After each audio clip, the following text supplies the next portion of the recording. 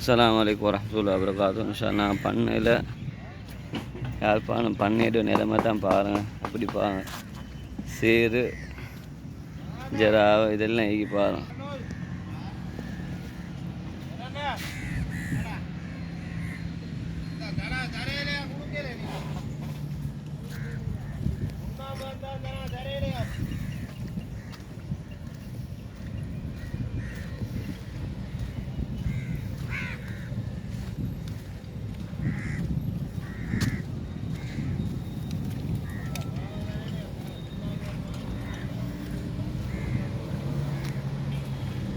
பாருங்கள் எப்படி ஈகன்னு.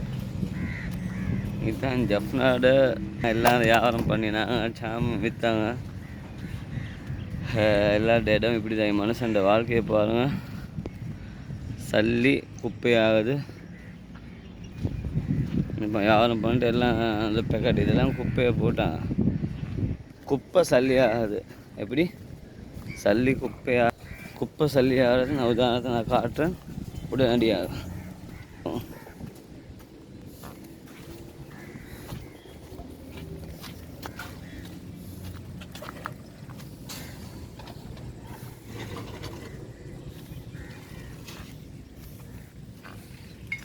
இந்த ஜஃப்னா கோட்டை.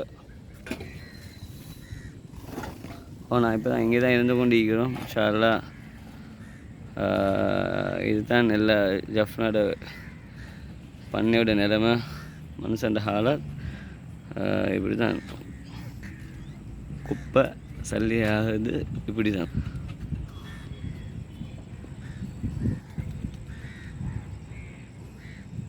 சரியா, குப்பை இடிக்கிறத டின், போத்தல், பிளாஸ்டிக், சில நேரங்களில் பேர்ஸ், சல்லி, விடுபட்ட பொருள்கள், மற்றது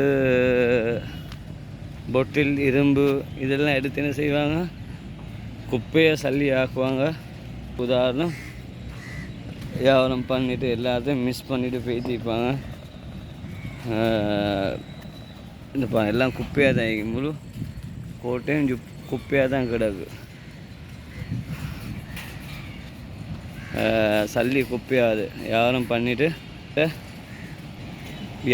பண்ணிவிட்டு அந்த பொலித்தீன் பேக்கெட்டை ஒரு பேக்கில் ஒரு இதில் போடாமல் என்ன செஞ்சுக்கிறாங்க, குப்பையை வீசிட்டு பேத்தி.